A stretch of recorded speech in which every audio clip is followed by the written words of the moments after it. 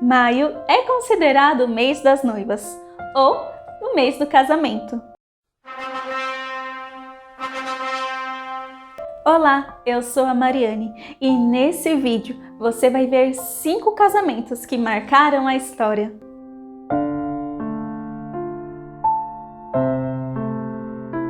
O casamento está presente na vida dos seres humanos praticamente desde sempre, mas alguns deles marcaram a história e até influenciaram em grandes acontecimentos da humanidade. O primeiro casamento é um tanto quanto polêmico, que é o da Cleópatra.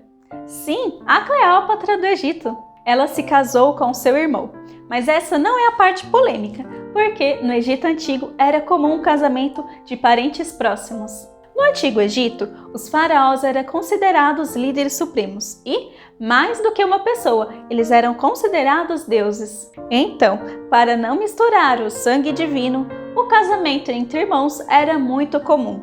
Mas o que eles achavam que fortalecia a linhagem real tinha um efeito oposto.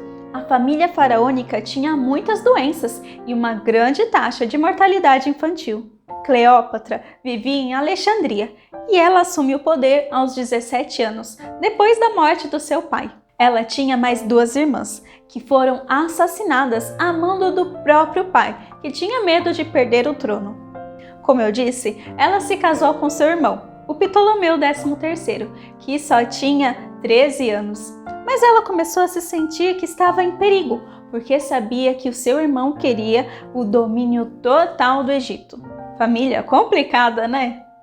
Enfim, a polêmica começa a surgir quando a Cleópatra se alia aos romanos para se proteger do irmão e marido.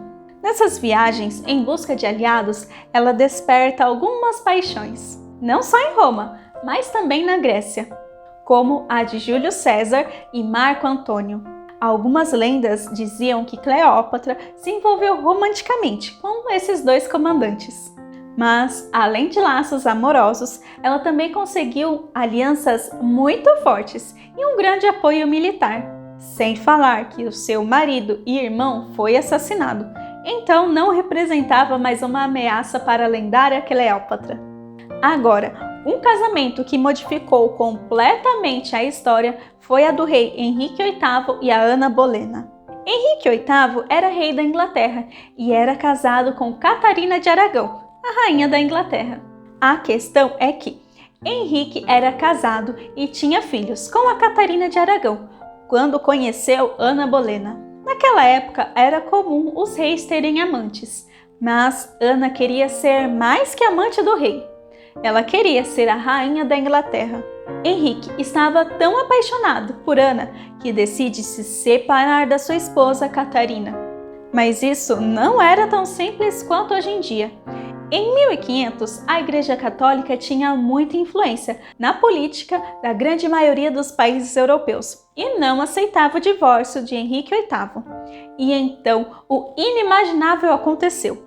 O rei corta os laços com a Igreja Católica e faz da Inglaterra um país protestante, fundando a sua própria igreja, que liberaria o divórcio. O que fez a Inglaterra por muitos anos ser rival dos países católicos. Além de ter mudado completamente o rumo da história da Inglaterra, essa não foi a única coisa marcante no casamento de Henrique VIII e Ana Bolena. Após se casarem, ela se torna a rainha da Inglaterra. E acho que nisso o rei perdeu um pouco o interesse, porque ele teve outras amantes, inclusive a irmã da Ana Bolena. E como ele quase não se encontrava com a nova esposa, tiveram apenas uma filha, o que desagradou muito a Henrique, que esperava um menino para suceder o trono. E o fim da Ana Bolena foi execução, para que Henrique VIII pudesse se casar com outra. Mas quem acabou sucedendo o trono inglês foi a única filha da Ana Bolena, a rainha Elizabeth I. O próximo casamento polêmico é do último casal de monarcas da França, Maria Antonieta e Luís XVI. Como você pode imaginar, o casamento de Maria Antonieta e Luís XVI não aconteceu por amor, mas sim por um acordo entre nações. Ela era austríaca e ele francês. É claro que os 2 eram da família real. O Luís era herdeiro do trono francês e a Maria do trono austríaco. Porém, ela precisou renunciar à sua sucessão ao trono para poder se casar. Quando casaram, no dia 19 de abril de 1770, ela tinha apenas 14 anos e ele 15, 2 adolescentes. O agravante é que o casamento não foi consumado. Por ela ser austríaca, Maria Antonieta era muito criticada.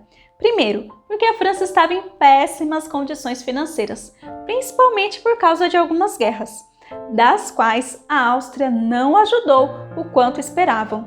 E, naquela época, a França era considerado sinônimo de beleza.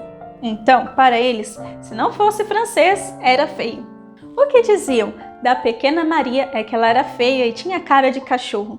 Mas, futuramente, ela deixou todos no chão com as suas novas tendências de moda. Como eu disse, eles se casaram muito novos, mas mesmo assim, as regras diziam que o casamento deveria ser consumado o quanto antes. E todos esperavam ansiosos por um herdeiro do casal, algo que não aconteceu durante alguns anos. O que Luís dizia era que a culpa disso tudo era da própria Maria Antonieta e da sua nacionalidade, que a tornava feia e chata, o que infelizmente agravou a popularidade da jovem na corte. Outro casamento real, bem polêmico, foi entre o brasileiro Dom Pedro I e a Leopoldina.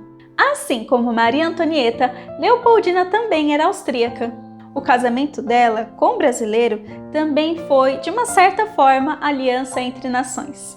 Porém, o pai da Leopoldina deu uma liberdade para que a filha escolhesse se ela queria ou não se casar.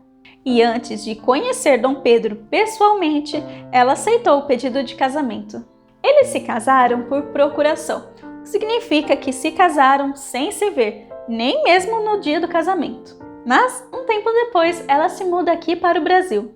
Ela era uma grande mulher, muito inteligente, tinha estudado muito e gostava de ler, o que causou uma certa estranheza aqui no nosso país. Porque pensa comigo, Brasil, em 1800 e pouco, onde já se viu uma mulher gostar de ler? A polêmica nesse casamento é que Dom Pedro era um homem bem mulherengo, e isso não mudou depois do casamento. Ele continuou tendo algumas amantes. A mais famosa delas era Domitila, que acompanhava Dom Pedro a grandes eventos e era inclusive tratada como a esposa do Dom Pedro.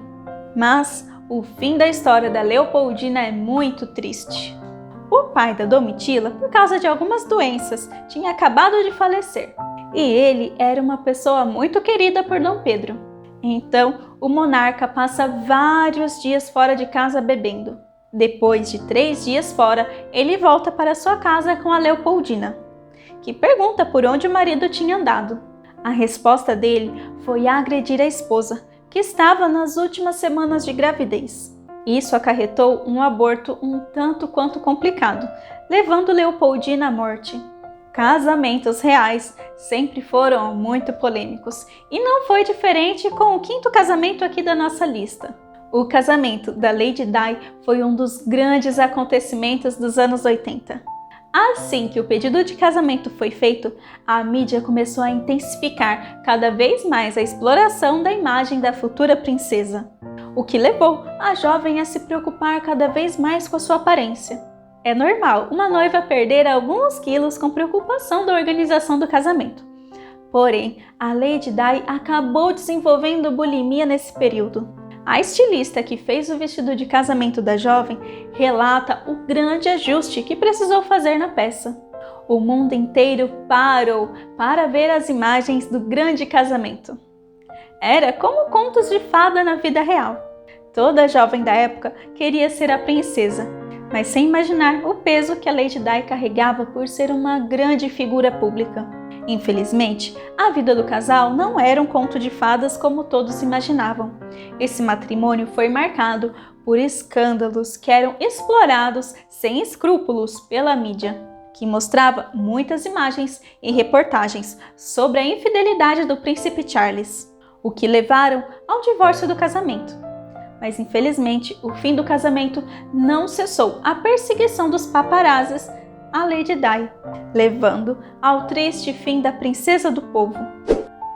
E aí, gostou do conteúdo? Então não se esqueça de deixar o seu like e compartilhar o vídeo com seus amigos. E eu te vejo na próxima.